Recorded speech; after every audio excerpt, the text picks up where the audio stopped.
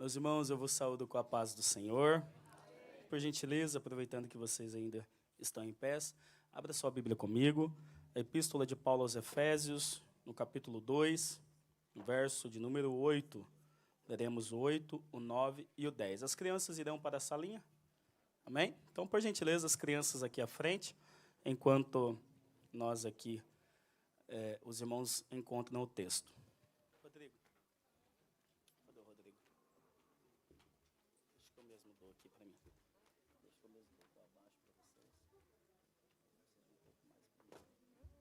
Glória a Deus. Amém? Vem aqui as crianças, vamos orar. Estenda as mãos para os nossos filhos.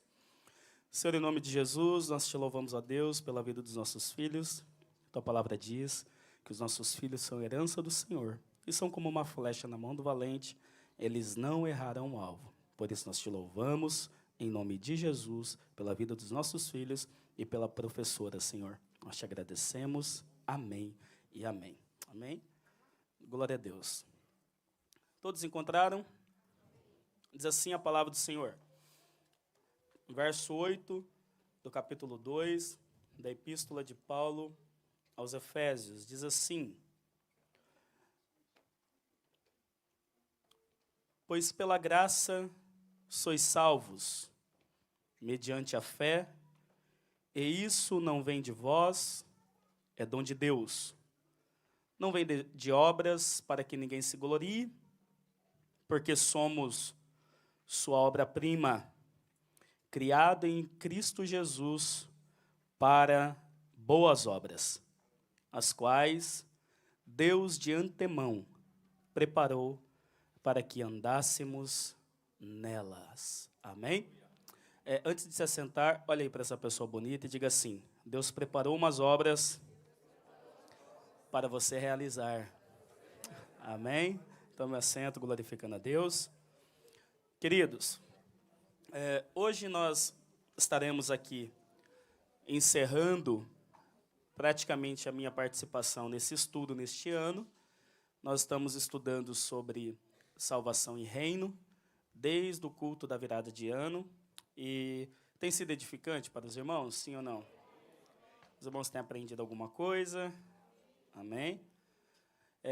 Eu confesso para os irmãos, e não me tenha por arrogante ou soberbo nisso que eu vou falar. Quer pôr por dentro? Não tenha por arrogante ou soberbo nisso que eu vou falar, mas acredite que tudo aquilo que nós falamos aí nesta 1h40 de culto que nós ficamos falando, nestes cultos que nós passamos, de fato ainda é ali o carro sendo empurrado. Tá? Não engatamos nem a primeira marcha, tá? Nem aceleramos o carro.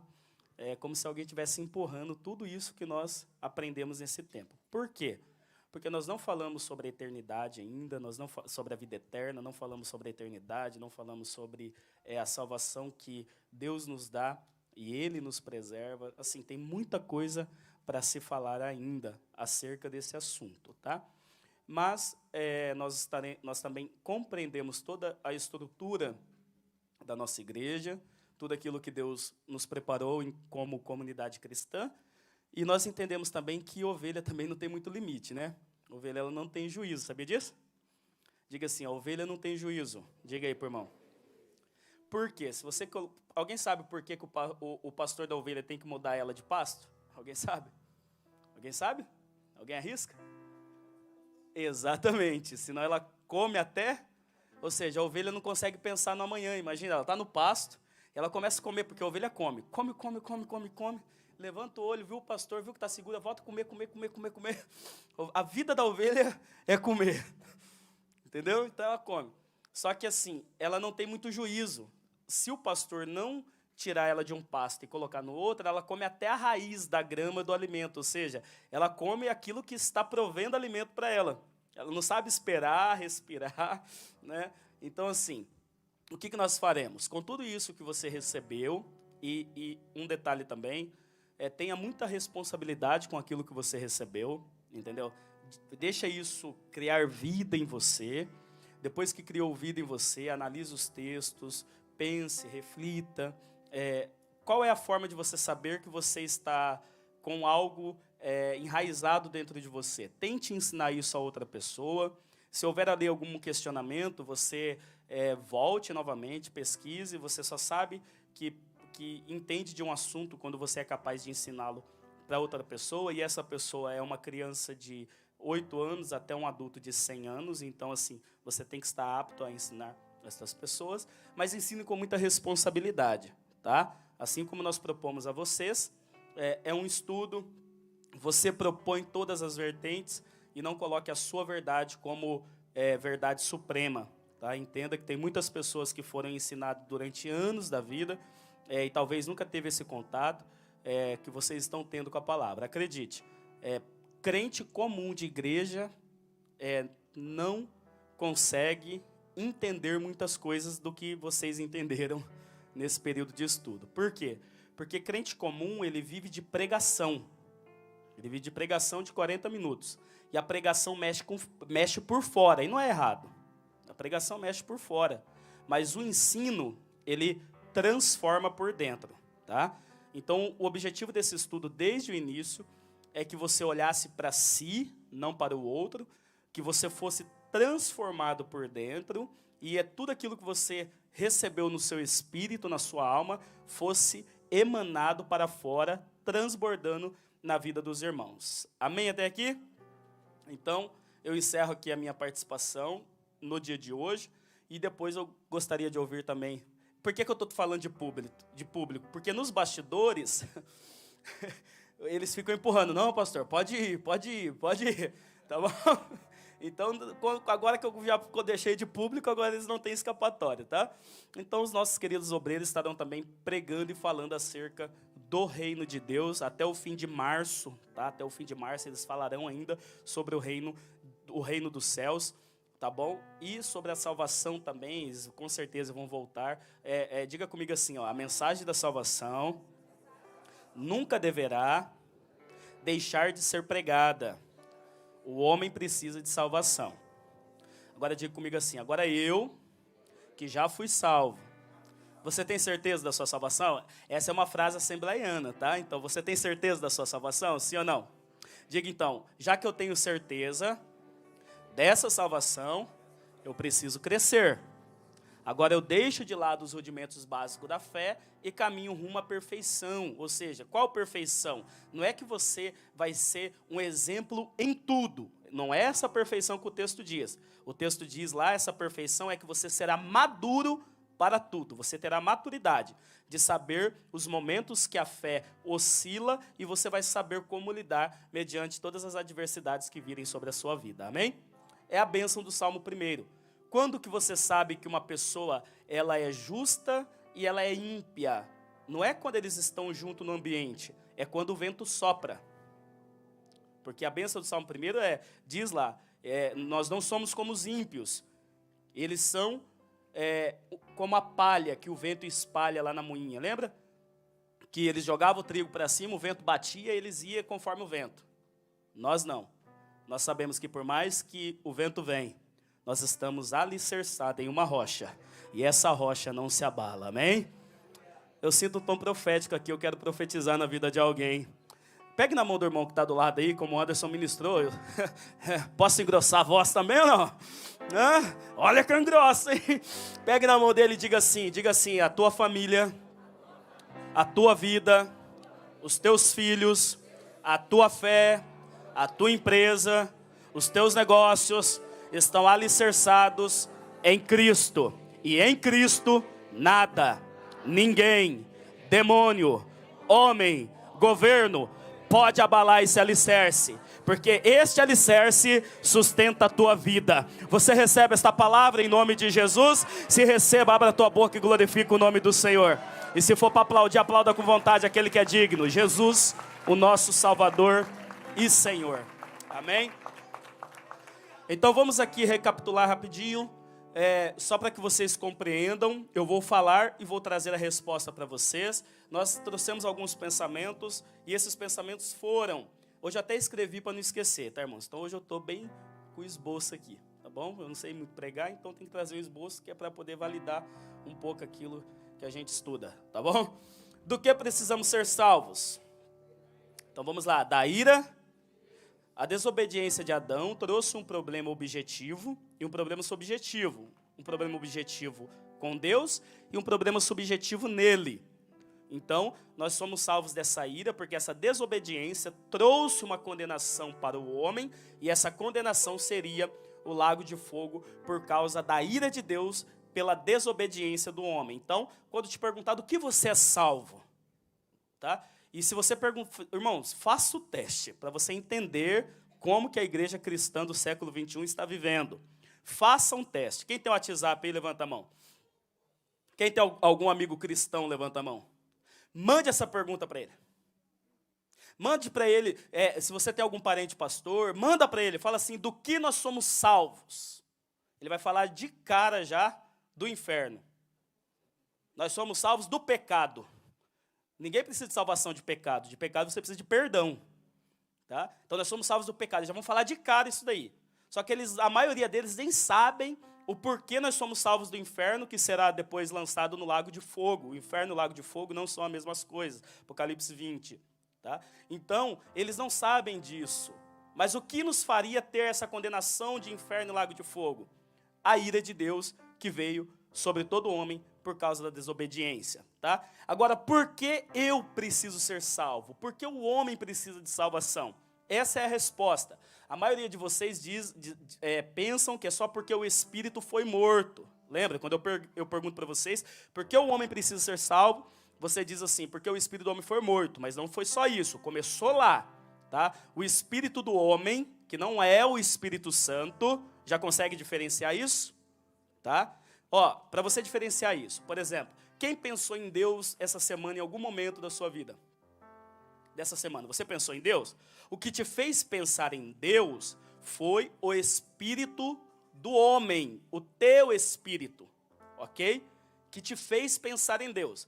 Mas quem teve o desejo de fazer alguma coisa, de mandar alguma mensagem, de orar por alguém, ou falar em língua? Alguém falou em língua essa semana fora do culto? Falou, irmã? Olha lá. O que fez a irmã falar em língua fora do culto? Foi já o Espírito Santo que está no espírito dela. Ok? Só que nós aprendemos agora, nessa distinção, que o espírito do homem e o Espírito Santo, eles se tornaram um. Tá? 1 Coríntios, capítulo 6, verso 17. É isso, Alexandre? O mesmo Espírito comunica que somos filhos de Deus? Tá? Então agora nós somos um. Tá bom? Então a sua vida agora, o teu espírito está impregnado de Deus. Por isso que você é salvo e ali não tem mais como você perder essa salvação. Tá? Porque essa salvação está no seu espírito. O que Deus faz no seu espírito é chamado na soteriologia de sozo, regeneração, redenção, santificação. Tudo acontece no seu espírito. Já agora também, pela queda, a alma foi deformada, danificada. A tua alma, o teu caráter, as tuas vontades, os teus desejos, as tuas emoções, os teus sentimentos estão totalmente deturpados. Totalmente deturpados. Por isso que você olha para uma pessoa e às vezes você pensa mal daquela pessoa, sente desejo por aquela pessoa, ou você vê a possibilidade de fraudar alguém. Por quê? Porque a tua alma está totalmente deturpada. Ela está totalmente danificada. Por isso que o homem se tornou... pode transferir isso? Faz foto ali se você quiser. O homem tornou-se inapropriado para o propósito de Deus. Qual era o propósito de Deus? Que o homem contesse a vida de Deus e transbordasse essa vida na vida das outras pessoas. Era esse o propósito do jardim. Pastor, se Adão não tivesse comido o fruto, quem já se fez essa pergunta? Se ele não tivesse comido o fruto do conhecimento do bem e do mal, como a humanidade viveria? Primeiro ponto, seria totalmente diferente do que você conhece hoje. Tá? Ninguém ia passar perto de ninguém. Tá bom? Ninguém ia perseguir ninguém. Ninguém ia querer agredir ninguém. Ninguém ia querer caluniar. Nem nada, não seria isso. Tá? Então, como que Deus estabeleceria o reino? Porque o reino dos céus já foi estabelecido em Adão. Adão já tinha a proposta do reino. Por isso que Deus diz para ele, governe e sujeite todas as coisas. O reino é isso, é governo. Quando você é governado por Deus e agora você transborda esse governo na vida das outras pessoas. Era o que Adão deveria fazer. Mas se ele não tivesse comido do fruto da árvore do conhecimento do bem e do mal, ele iria comer da árvore da vida, comer da árvore da vida, até que ele atingisse um estado eterno de maduro na fé, tá? E assim ele poderia adentrar por toda a eternidade. Sabia disso? Sabia não? Por que você acha que lá em Apocalipse, quando o rio que sair do trono de Deus sarar as águas do Mar Morto, a Bíblia diz lá que este rio que vai sair do trono de Deus vai sarar as águas do mar, e é uma profecia, e será daí, depois que sarar as águas do Mar Morto, tanto de uma banda, porque nós pensamos que só existe uma árvore da vida, tanto de uma banda do mar. Vocês estão prontos para essa conversa? Então tá. Tanto, lê lá, Ezequiel capítulo 47, né? Tanto de um lado do rio, do mar, quanto do outro haverá árvores da vida, a qual o homem se alimentará dela, no período do reino milenar de Cristo. Entendeu? Por quê? Porque depois do período do reino milenar, quem não recebeu a vida eterna, como nós recebemos, porque cremos, eles só foram restaurados durante a grande tribulação, eles não têm vida eterna, porque eles aceitaram Deus pelo medo, pela pregação do anjo de Apocalipse capítulo 14, que vai estar no céu pregando o evangelho eterno.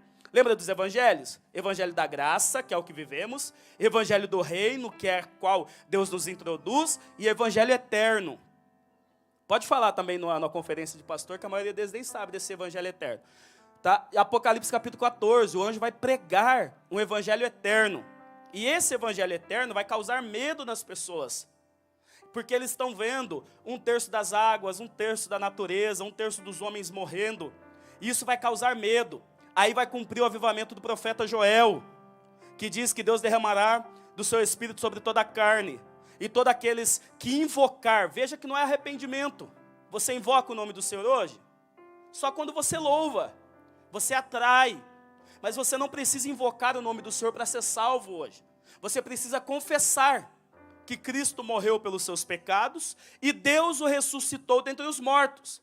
Depois você lê, e este é salvo, que confessa o que diz estas coisas. E depois você lê lá em Joel capítulo 2, que todo aquele que invocar o nome do Senhor será salvo. Exatamente o que acontece em Apocalipse capítulo 14, que diz que depois da pregação do anjo, qual vai ser a pregação do anjo?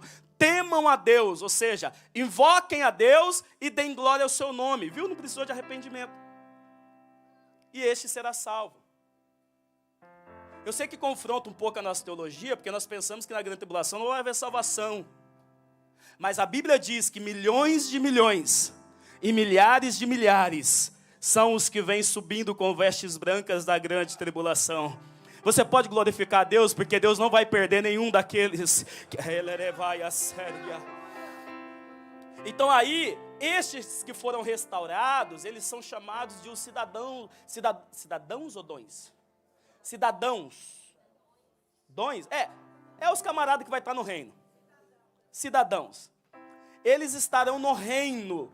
Só que eles ainda não têm vida eterna, como você tem, porque eles não foram glorificados, não foram ressuscitados e glorificados como você será. Então eles precisarão, no período do reino milenar, se alimentar da vida, para que eles tenham vida eterna. Por isso que de uma margem do rio e da outra margem do rio haverá alimento, árvores da vida. E o texto diz que simbolizará, servirá de cura para as nações. E eles vão se alimentar. Quando o diabo foi soltado depois dos 1000 anos, Satanás for solto novamente do abismo e for tentar enganar as nações, estes que se alimentaram da vida não seguirão mais a Satanás. E aí eles então terão e receberão a vida eterna e poderão adentrar pela eternidade, pelos séculos dos séculos. Vale um glória a Deus? Ficou meio Shakespeare assim ou não? Ficou meio Hollywood ou não? Porque você não lê, mas os caras de Hollywood lê. Entendeu? Entendeu, irmão? E aí quando você ouve falar da fé, você pensa que é só mais um filme hollywoodiano. Mas não, a nossa fé é real, a eternidade é real, a salvação é real, o reino é real e Ele virá e nos introduzirá nesse reino. Aleluia! Oh glória! Aleluia! E lá nós seremos como Ele é. Teremos a mesma estatura de Cristo, teremos a mesma idade de Cristo, teremos o mesmo corpo de Cristo, seremos como ele é, diz João. Nós veremos, a primeira epístola, nós o veremos, capítulo 2, nós o veremos como ele é. Então seremos semelhantes a ele. Sabe a composição do corpo hoje? Aleluia. Naquele dia não vai ter mais essa afronta.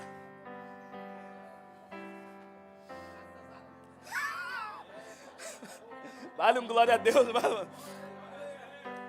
Então nós vamos deixar vocês digerir tudo isso acerca da salvação, porque daí, o porquê eu preciso ser salvo? Por causa disso, porque a tua alma está danificada e o seu corpo corrompido.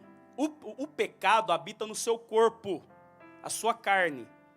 Todo o seu corpo é onde habita o pecado. O pecado não habita no espírito, o pecado não habita na alma, o pecado habita no seu corpo. Por isso que você precisará ter o corpo glorificado, tá bem? E o corpo que habita o pecado, ele luta contra o espírito que habita Deus, para que você, psique, alma, nefesh, não faça o que você quer, mas faça o que eles querem. Lembra de Gálatas, capítulo 5? Que um milita contra o outro? É exatamente isso o desafio da fé. Por quê? Se o espírito ganhar a batalha, ele vai transbordar para a sua alma raciocínio, vontades, desejos, emoções, e vai controlar o seu corpo, porque agora a sua alma está transformada. Então, o seu corpo, que de fato habita o pecado, ele pode deixar os seus prazeres para viver a vontade de Deus, porque ele não é mais governado por ele. Agora são dois contra ele, então ele tem que se sujeitar.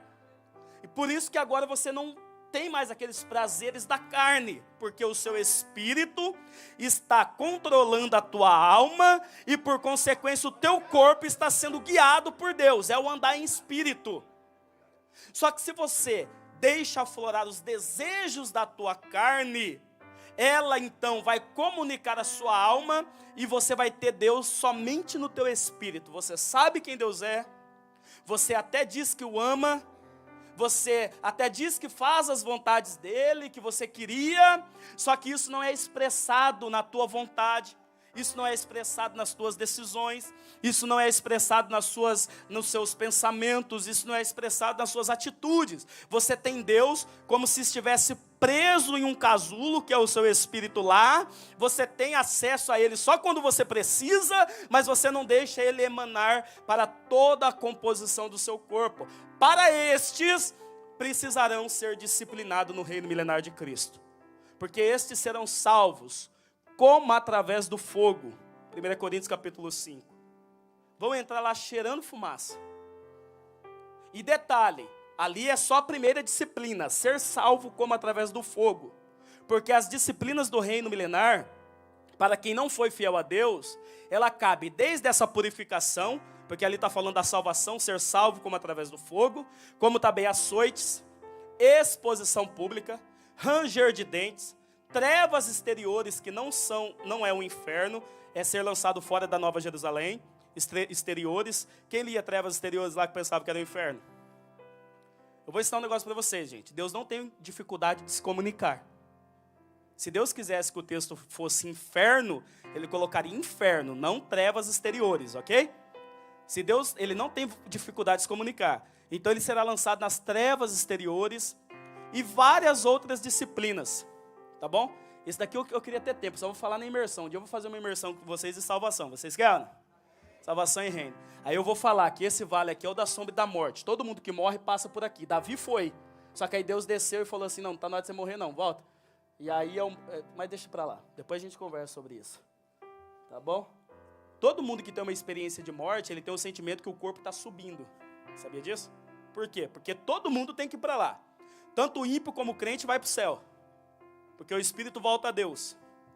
Mas quando chega lá, que ele passa por ali, ó, se for luz, parece que Jesus fala umas brincadeiras, né?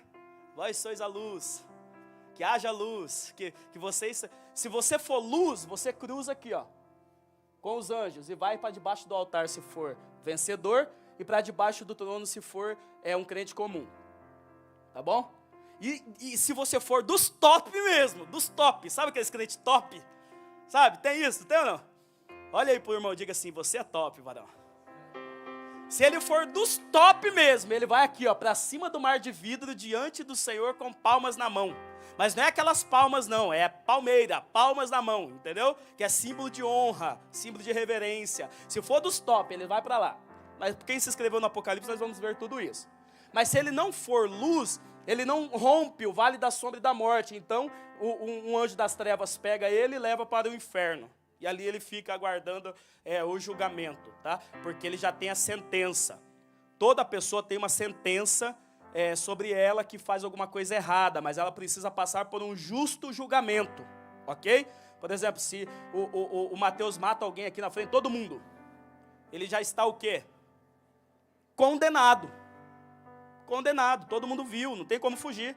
Então ele é levado para um lugar onde ele vai aguardar o julgamento e a sentença. É exatamente isso. O inferno é um lugar onde os ímpios aguardam o julgamento, que para eles é o grande trono branco, e a sentença, que será o lago de fogo. Até aí ficou claro?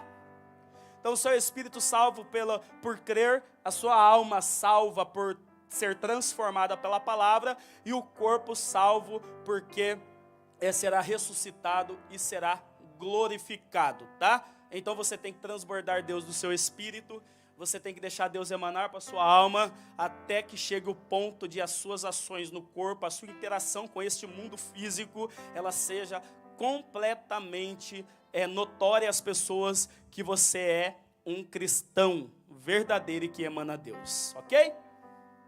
Amém, irmãos? Então vamos lá agora. Agora eu expliquei onde e como Deus nos salva, né? Através do Espírito, dando vida, transformando e ressuscitando o corpo. Só que agora é uma pergunta que vale nós nos perguntarmos. Pergunta aí para o seu irmão, bonito que está do lado. Diga assim, o porquê nós precisamos ser salvos? E aí? Eu já respondi, irmão. Fiz uma pegadinha com você. Viu como que a gente manipula, se quiser? A pergunta, agora diga, por quê? Não, diga para ele agora assim, ó, diga assim, agora que Deus nos salvou, para quê Ele nos salvou? O porquê nós entendemos, mas para quê? Só para ficar sentado no culto?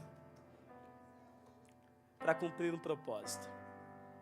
E como Deus nos salva? Qual a base da salvação de Deus? É sobre isso que eu quero falar. A base da salvação de Deus é o amor. É o amor. A base e a origem da salvação de Deus é o amor. Porque Ele nos amou. Ele nos salvou. Só que depois que Ele nos salva, Ele nos projeta um propósito. Ele nos salva para um propósito. Amém? Então, por gentileza, agora vamos entrar no texto que diz assim, ó. Pois pela graça sois salvos mediante a fé, isso não vem de vós, é um dom de Deus. Não vem das obras para que ninguém se glorie, porque somos sua obra-prima, criada em Jesus Cristo para as boas obras, as quais Deus preparou de antemão para que andássemos nelas. O amor de Deus, ele sempre será manifesto. Traz para mim, Pedro, 1 João capítulo 4. Capítulo 4. Lê lá, Alexandre, para nós. Verso 9 e 10. Eu vou mostrar isso com 15 minutos, nós terminamos. 1 João capítulo 4, preciso que seja bem rápido. Verso 9 e 10. Leia. Nisto se manifestou o amor de Deus para conosco, que Deus enviou seu Filho unigênito ao mundo para que por ele vivamos. Nisto está o amor, não em que nós tenhamos amado a Deus, mas em que Ele nos amou e enviou o seu Filho para propiciação pelos nossos pecados. Ou seja, nisto é manifesto o amor de Deus. Aleluia. Que Ele enviou. Cristo já veio? Cristo já veio? Sim ou não? Ele já morreu por nós. Ele já ressuscitou. Ele já levou a nossa punição. Ele já bebeu o cálice da ira. Sim ou não? Responda, irmão. Então, nisso, já prova que o amor de Deus foi manifestado por nós. Você pode glorificar a Deus por isso? Você pode dizer isso, diga isso: o amor de Deus já se manifestou. E o amor de Deus não é abstrato. O amor de Deus não é uma coisa que cria na nossa mente uma imaginação. O amor de Deus é uma pessoa, e essa pessoa é Cristo, e Ele já se manifestou, porque nós cremos, não em um Cristo histórico, que somente morreu há 2000 anos atrás, aproximadamente. Nós cremos em um Cristo que está vivo, que não é mais um bebê, lembra? Na manjedoura, nem aquele homem pregado na cruz, mas ele morreu e não ficou morto. Por isso, não precisa olhar para ele no crucifixo pensando que ele está morto, mas ele ressuscitou e virá, porque ele virá. Não é assim que diz essa canção, aleluia. Essa canção, aleluia, que diz: ele não ficará no céu para sempre. Oh, ele virá. Eu sei que você tem desejo de ir para lá, mas para ir para lá, só se o arrebatamento acontecer agora, só se você morrer nesses dias, porque se não acontecer isso, ele vai vir, ele vem. Oh, glória. Diga comigo assim: o amor de Deus já se manifestou. Cristo, o amor encarnado. Aleluia, oh glória a Deus. O amor de Deus também, ele é encharcado de misericórdia. Traz para nós ali, Pedro, capítulo 4 de Efésios. Oh Espírito de Deus. Oh Espírito de Deus. O 4 e o 5. Olha o que diz.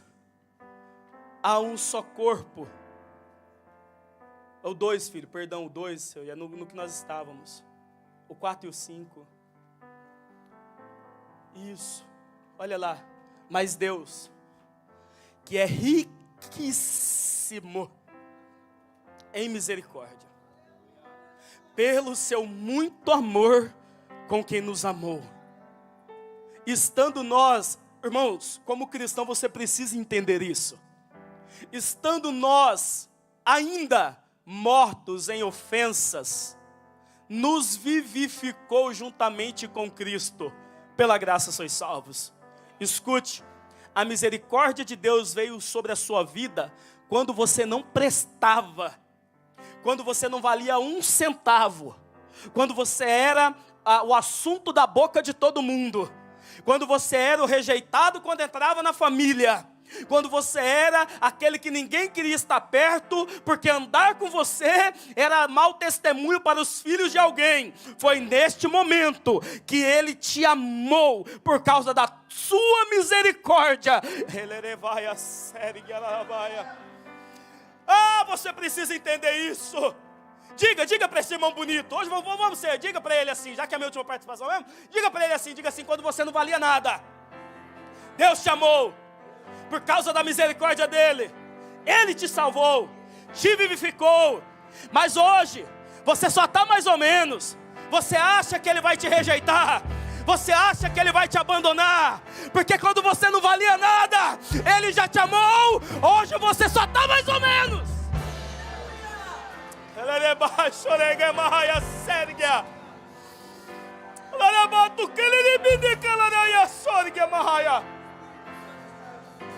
Antes tu tinha prazer na mentira, hoje quando escapa tua alma se entristece.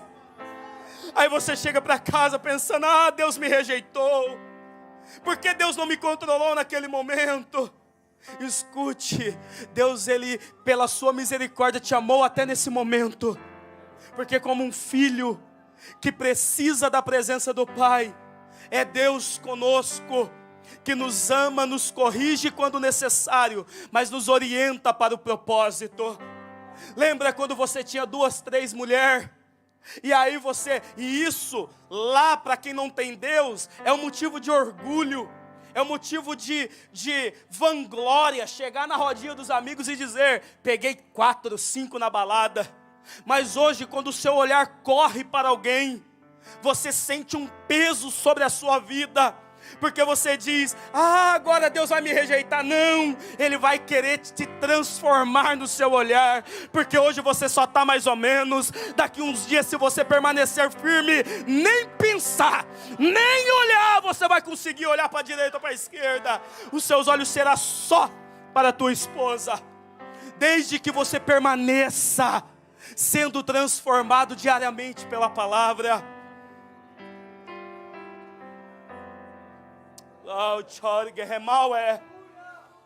Diga comigo assim: o meu momento não define o quanto Deus me ama.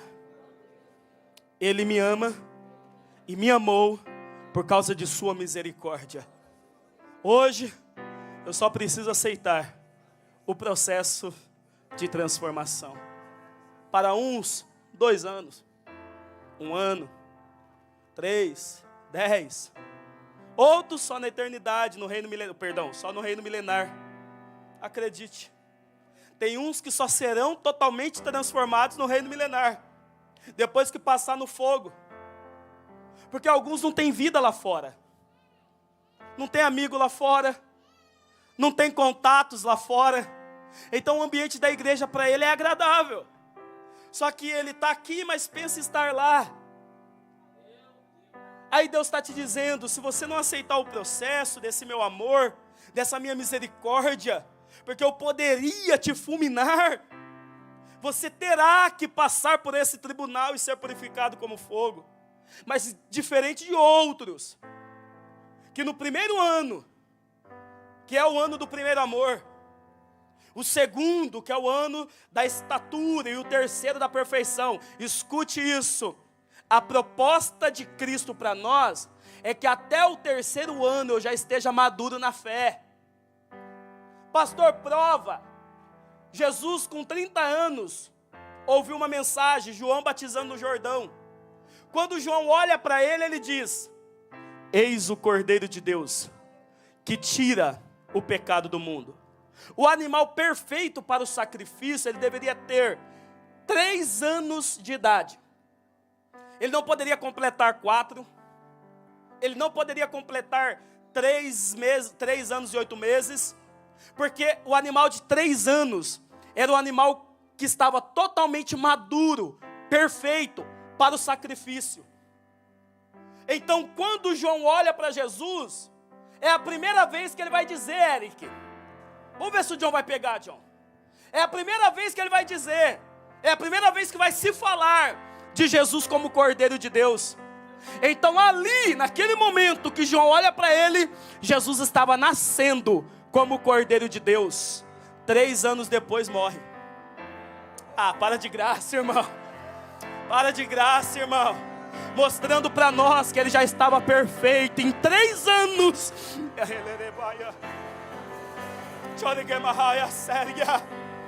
Diga para esse irmão bonito do lado que está, diga, já era para você estar dando aula, já era para você estar ensinando, você já passou desse período. Oh glória, aleluia, oh glória. O amor de Deus não é seletivo. Traz para nós ali 2 Coríntios 14, 15. Oh Espírito de Deus. 2 Coríntios 14, 15. O amor de Deus é manifesto. O amor de Deus é riquíssimo em misericórdia. E o amor de Deus não é seletivo. Segundo, filho. 2 Coríntios. Não tem 14? Só o 13? Jesus amado. Então eu vou escrever. Está amarrado. Então traz João capítulo 3, verso 16 para nós. Que é assim, irmão, se dá um falha um texto, a gente vai outro, né? Tá achando que não vai perder aí para a memória? Olha aí, ó. Porque, saiba disso, irmão, quando é ruim, apela para o texto da Bíblia. Todo mundo sabe desse texto. O amor de Deus não é seletivo, olha lá. Porque Deus amou o mundo. Era o segundo texto que eu ia lendo, não estou apelando não.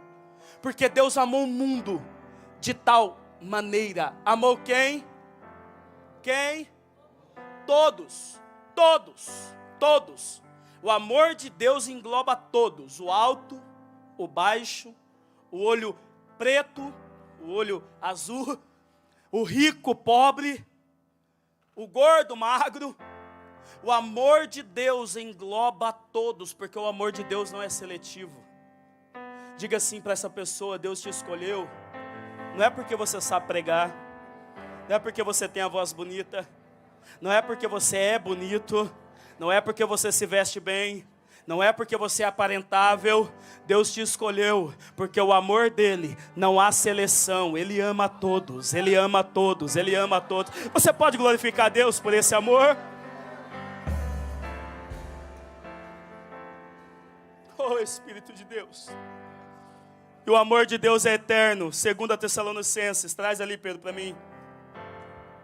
Capítulo 2. Segunda epístola de Paulo ao Tessalonicenses, capítulo 2, traz o verso de número 16 e 17. Lê, Alexandre, para nós.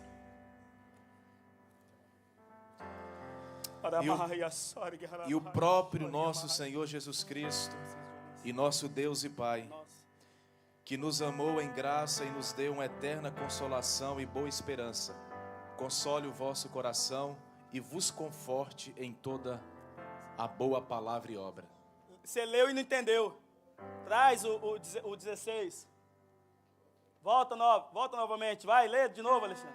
E o próprio nosso Senhor Jesus Cristo e nosso Deus e Pai, que nos amou e em graça nos deu uma eterna consolação e boa esperança. Uma eterna. Leu 17. Console o vosso coração e vos conforte em toda boa palavra e obra. O amor de Deus é eterno. Deus não te ama hoje, amanhã Ele te odeia. Quem faz isso somos nós. Nós amamos hoje, amanhã no primeiro deslize já viramos a cara. É nós que amamos hoje, amanhã quando a pessoa não atende às nossas expectativas, já não serve mais para nosso propósito. É nós que amamos hoje, mas amanhã na primeira oportunidade, nós vendemos aqueles que chamamos de amigo. É nós que fazemos isso hoje, e amanhã não conseguimos cumprir com aquilo que falamos, mas Deus não. Se Ele te amou hoje, Ele te amou também no ontem, Ele te amou também no amanhã, porque Ele te ama e o amor dele é eterno. Você pode glorificar a Deus por isso? Então diga comigo assim: a origem da nossa salvação é o amor de Deus. Diga melhor, diga: a origem da nossa salvação é o amor de Deus, que é manifestado, que é eterno, que não é seletivo e é riquíssimo em misericórdia. Este é o amor de Deus. Só que o texto diz que por causa desse amor foi que Ele nos salvou. Olha o que o amor de Deus fez conosco. Verso 8. Pois pela graça sois salvos. Você teve que pagar alguma coisa? Você foi salvo pela? Quando você chegou aqui, alguém teve que te pedir dinheiro para você ser salvo, irmãos? Fala, eu sei que esse eco é ensurdecedor, porque algumas igrejas pedem pix, né? Para revelação, para mensagem da salvação, não é? Tem uns que cobram ingresso caro para você sentar no banquinho para ouvir a mensagem da salvação, e é caro, varão.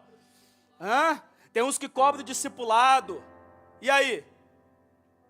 Você precisou pagar alguma coisa para ouvir a mensagem da salvação? Sim ou não? Vamos melhorar na nossa igreja, sim ou não? Porque é de graça. Ele te salvou de graça para você. Pela graça, não há mérito em você, é pela graça. Não há mérito em você, porque em você não havia dignidade alguma para ser salvo. Havia duas formas de ser salvo: o método convencional, que era o judicial pela lei, cumprisse todos os mandamentos, você poderia ser salvo. Como não havia um homem sequer, porque o texto de Levítico diz: aquele que cumprir a lei se torna dono dela. Pela lei vai viver e se torna dono da vida. Como não havia nenhum homem capaz de cumprir, Deus veio em forma de homem, cumpriu a lei, se tornou dono dela E agora Ele pode dar vida a quem Ele quiser, porque a vida é dele, Ele dá a quem Ele quiser. Você pode glorificar a Deus por isso? Então nós somos salvos pela graça, não há mérito em nós. Diga assim, não há mérito em nós. Diga assim, eu não precisei fazer nada, a não ser crer. Te custou alguma coisa? Crer, irmão? Eu vou repetir. Pera. Te custou alguma coisa crer?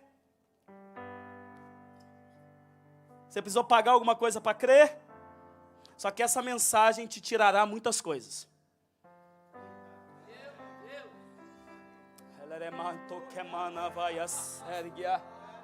E esta você precisou pagar para crer, sim ou não?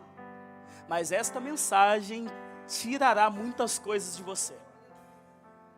Porque alguns amigos não vão poder mais se assentar na sua mesa. Esta mensagem não trará para você mais os mesmos relacionamentos. Você vai ter que, simplesmente por causa que você creu, ter que ter... Exatamente, irmão. Mas tá top, dá para pregar. Eu aqui, irmão, velho. Diga comigo, renúncia. Esta, mediante a fé, e isto não vem de vós, é um dom de... Diga assim, a salvação é um dom. Dom é o quê? O que é um dom? Você vê como que ultimamente as aulas estão, as pregações estão totalmente conectadas na escola bíblica? A salvação é o quê? E dom é um presente. O Noah fez aniversário ontem. Ele recebeu alguns presentes. Alguns dos irmãos que vieram deram alguns presentes para ele. Alguns de vocês deram aquele presente para ele. Pensou em dar no sábado e tomar ele no domingo?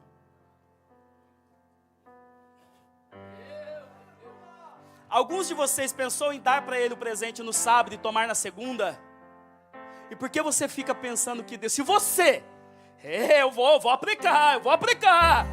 Se você quer mal, não há bondade em você, não há mérito em você, você não tem capacidade ou coragem de fazer isso com uma criança, de dar um presente hoje e tirar dele amanhã. Por que você acha que Deus, que te salvou, te deu vida eterna, vai querer te dar hoje e tirar amanhã?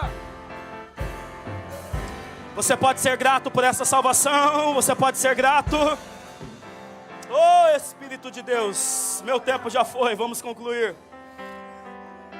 Oh, glória. Tadinha, assustamos a criança. Não vem de obras para que ninguém se glorie. Concernente toda aquela salvação, não há nada em você, mérito algum para que você possa ser salvo. A nossa salvação é Cristo.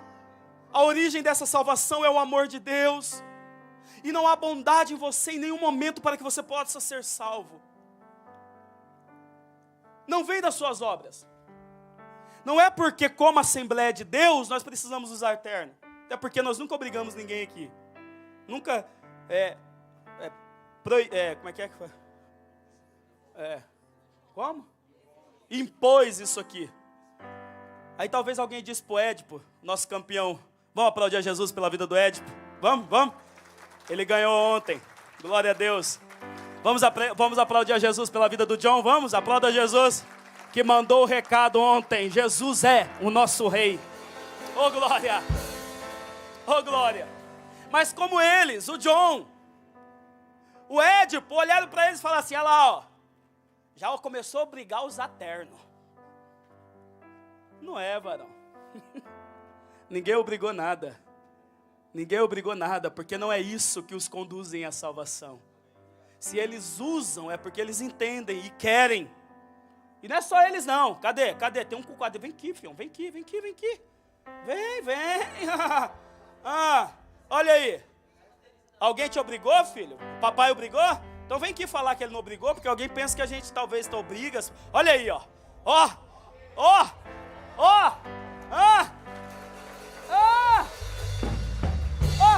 Até bater. Glória. Até baterista, irmão. Normalmente os bateristas têm uns dread, cabelo, umas coisas cabulosas. Olha lá, coisa linda. Parabéns, filho. Ninguém obrigou. Mas por mais bonito que ele esteja, que nós estejamos, porque é uma tradição da Assembleia de Deus, não é isso que nos salva, porque não vem de obras. Não é porque você agora é bonzinho, você era ruim, agora você é mais ou menos, não é isso que te salva. Porque olha o que o texto diz, não vem das obras para que ninguém se glorie. A nossa salvação, ela é exclusivamente obra de Cristo. Calvinismo, arminianismo, heresianismo, qualquer coisa lá fora, ele sabe que a salvação vem de Cristo. Só que agora, tudo isso é salvação. Creu, foi transformado pela palavra, ressuscitará o corpo, glorificará. Só que Deus não te chamou para ser somente um bonequinho um bonequinho que se assenta na cadeira e diz, agora eu já estou salvo, está tudo certo. Vamos lá que eu concluo. Olha o texto diz assim, porque somos sua obra-prima. Esta palavra obra-prima, vem aqui, Brunet.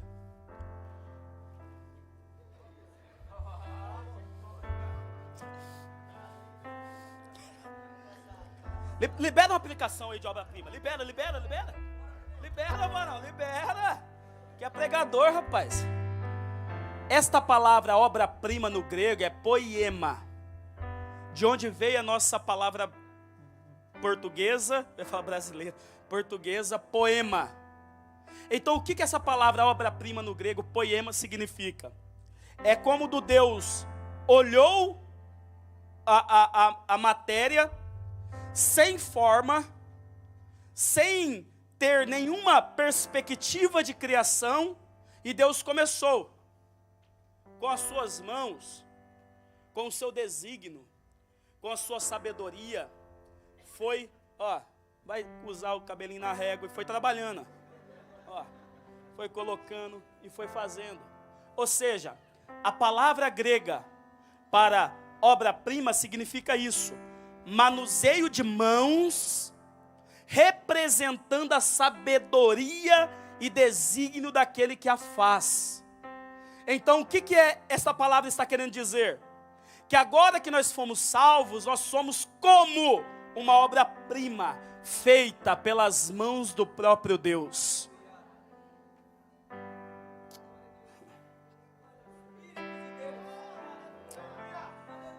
Pega o quadro do Da Vinci lá, pega lá, a Mona Lisa foi quem fez? Quem fez a Mona Lisa? Foi o Da Vinci, não foi? Um monte de gente para fazer foto, não tem lá? Hã? É feio, não é? Mas um monte de gente para fazer foto lá no Louvre, eu fui lá, filas. Filas e filas da obra de Da Vinci, concorda? Se for a original, que é o que todos dizem que foi refeita por ele, não foi? Alguém sabe aqui, os irmãos que estudam, o ano que ele viveu? Alguém sabe? Mas já morreu faz tempo, não morreu? 1800 alguma coisa. Se for alguém lá abusado, tirar aquele quadro lá, evangelista Alexandre Breiner, e levar para um laboratório, e for pesquisar digitais naquele quadro, vai encontrar a minha? Vai encontrar do Falco? Vai encontrar do Mateus? Vai encontrar do Alexandre? Pode encontrar uma ou outra, porque alguém manuseou, mas as digitais que estará evidenciada em maior número naquele quadro, será do Da Vinci. Então quando Deus diz, nós somos a sua obra-prima, Ele está dizendo, não importa quantos anos passe, não importa aonde tentem te colocar, se te prenderem num porta-retrato, se te levarem para dentro de uma prisão como foi com Paulo, lá estará as minhas digitais em Se assenta, filho, se assenta lá. Você pode glorificar a Deus por isso. Você pode glorificar a Deus por isso. Você pode glorificar a Deus por isso, que as digitais estavam quando você iniciou a fé, mas ela ainda está até hoje, ela estará no dia de amanhã, porque foi Ele que te fez. Coloque sobre seus pés. Glória a Deus. Glória a Deus. E ele diz, porque somos sua obra-prima, criada em Cristo Jesus, e aqui ele define o porquê que Deus nos salvou. E o texto vai dizer, para as boas obras, as quais Deus preparou de antemão, para que andássemos nelas. Diga assim comigo, a partir do momento que eu me tornei uma obra-prima, salvo, redimido, perdoado, santificado, regenerado, conformado, e depois serei transformado já foi, glorificado. A partir desse momento, existem obras para você andar.